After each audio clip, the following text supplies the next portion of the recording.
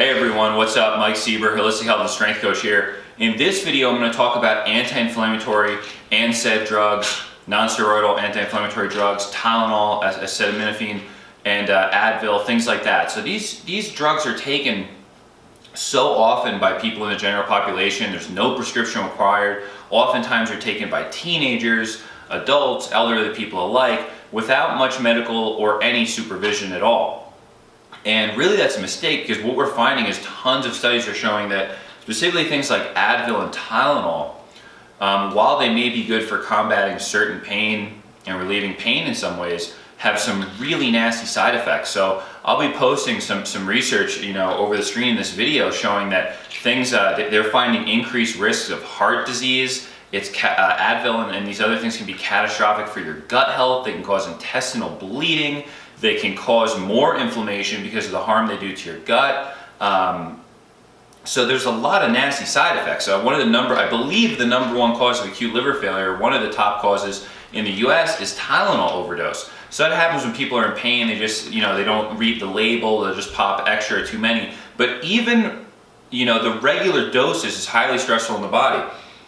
And the reason for that is what they're finding is a lot of these non-steroidal anti-inflammatory drugs disrupt the gut microbiome. They can cause a thinning of the intestinal wall. They can lead to ulcers and all sorts of things, because really they are pretty heavy-duty drugs. So what I recommend is only use these things with medical supervision.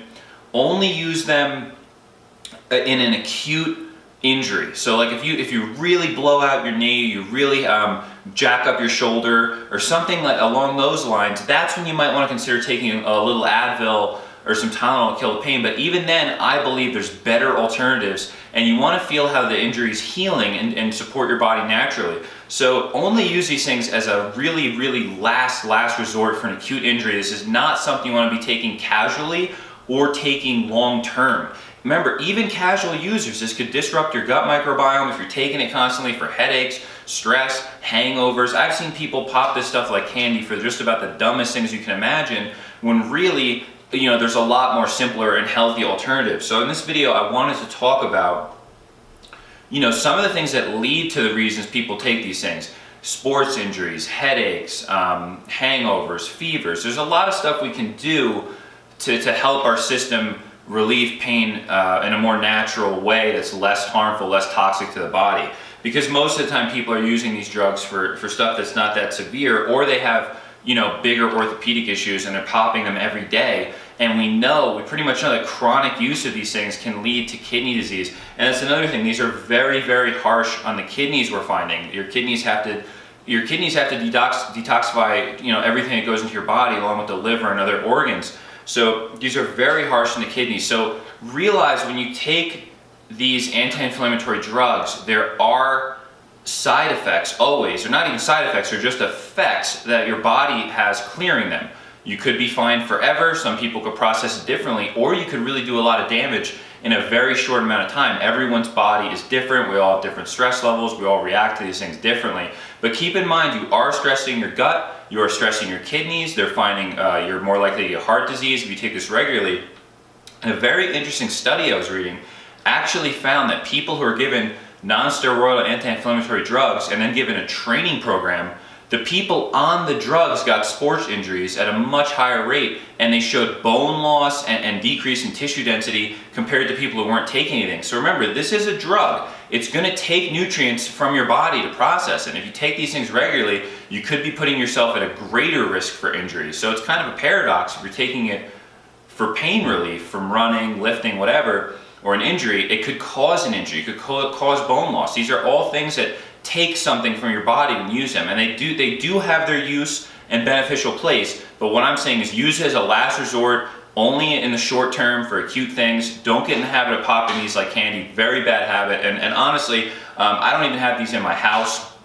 I threw this stuff out a long time ago. I haven't had the need for this. I took some Advil after getting wisdom teeth pulled, for example, for a couple days to not take any harsher painkillers. That's about it. So this stuff really doesn't even have a place in my home. So I thought I'd share some simple things. Remember, just because this stuff's simple doesn't mean it doesn't work. So a lot of the reasons people take non-steroidal anti-inflammatory drugs is very simple. They're dehydrated, they're chronically stressed, they're drinking too much coffee, they don't drink enough water. All their joints, their tendons, their ligaments have the water and hydration sucked right out of them, and especially the electrolytes. So I just have bottled water, drink your water, and coconut water. So coconut water has a lot of electrolytes, has a lot of phosphorus, some naturally occurring salts in here. So electrolytes and minerals and water are the number one thing you can do to reduce your pain levels, even those little minor dehydration headaches, achiness in the joints after a workout. I've seen people who are coming out of surgery and they're not drinking any water, they're having 3-4 cups of coffee a day. Just by drinking more water, we could probably cut the use of these drugs in half, just for more water. So that's the first thing, is keep your hydration up. And the next thing that's really deficient in the American diet is quality omega-3 fatty acids. So I have some fish oil here, some cod liver oil. That's going to supply you with your DHA, your EPA, those fatty acids. Remember, this is not going to be an instant fix. If you're in acute pain or chronic pain, or you have an injury, this isn't going to relieve the pain instantly. It's not going to fix it overnight. But over time, the anti-inflammatory benefits of this, the gut health, the mood regulation, over time, you will recover from workouts better, be less prone to injury. So I'm all about getting to the root of the problem. So again, this isn't necessarily a total pain relief thing, but drinking more water, adding this into your diet, will probably eliminate a lot of the causes of pain to begin with. So if you're someone who's in pain right now, be positive, start adding these healthy oils. Coconut oil is great for your gut health, great for inflammation. Get the fish oil in too right away, because your joints, your organs, your brain loves the fish oil, loves the DHA and EPA, and this is a very powerful stimulant on the fatty acid system, the endocannabinoid system, and your neurotransmitters. So this can boost mood and gut health, and get these oils in, and that's the first thing in your diet.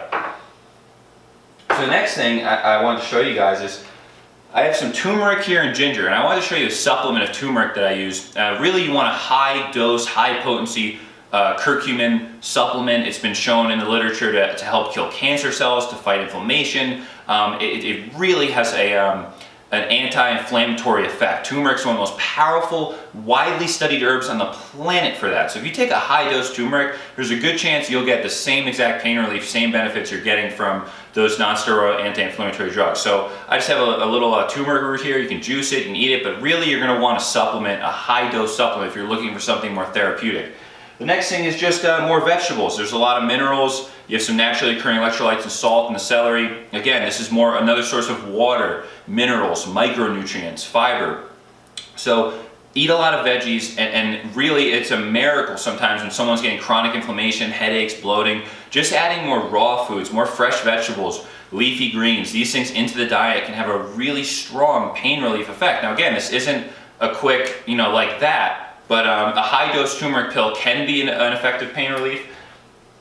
And then I want to show you guys, I have some Charlotte's Web CBD oil. Now CBD is probably, in my opinion, for most of the things that people are using the Advil and Tylenol for, headaches, cramps, stomach aches, injuries, whatever, fever, you could just take some CBD, or a high dose of CBD. So CBD has an anti-inflammatory effect. It greatly stimulates the endocannabinoid system. So it's especially good for anything related to the nerves. So if you have a lot of nervous tension, if you're having trouble sleeping, if you're getting achy because you're up all night or you're overthinking, CBD can be really good to stimulate that endocannabinoid system.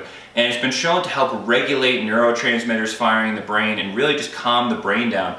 But the whole nervous system in general. So CBD not only is an extremely effective pain reliever, people, there's testimonials online all over the world of people with chronic headaches, chronic migraines, stomach aches, cramps, helping with injuries, helping with recovery. CBD is just such a powerful natural stimulant of the endocannabinoid system.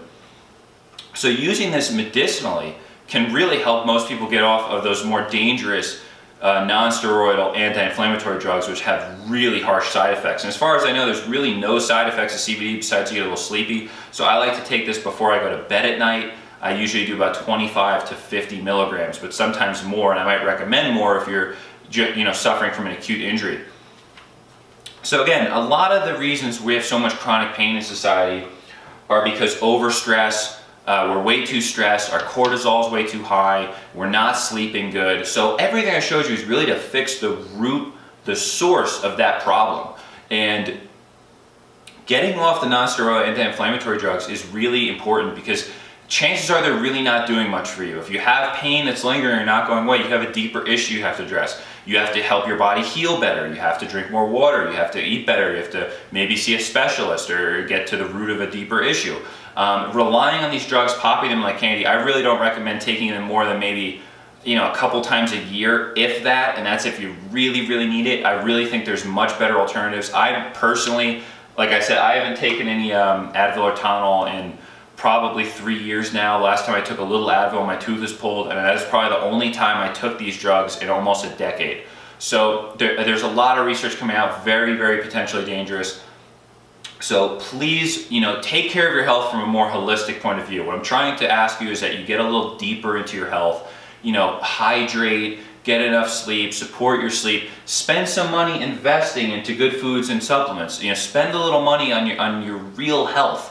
So that way down the line, you don't have to spend a lot of money on insurance, surgeries, tests, blah, blah, blah, injuries. If you can prevent one injury, you could have saved yourself thousands of dollars. So take a little time to invest in the root issue of your health and don't pop drugs like they're candy. And really read the side effects of these things. Consult with a medical professional. If your doctor just says pop this stuff without any cautions, you might want to consider asking some questions, because these are very potentially dangerous drugs to just be taking willy-nilly. So thanks for watching. My name's Mike Sieber. I hope you learned some of this video, and I'll talk to you soon.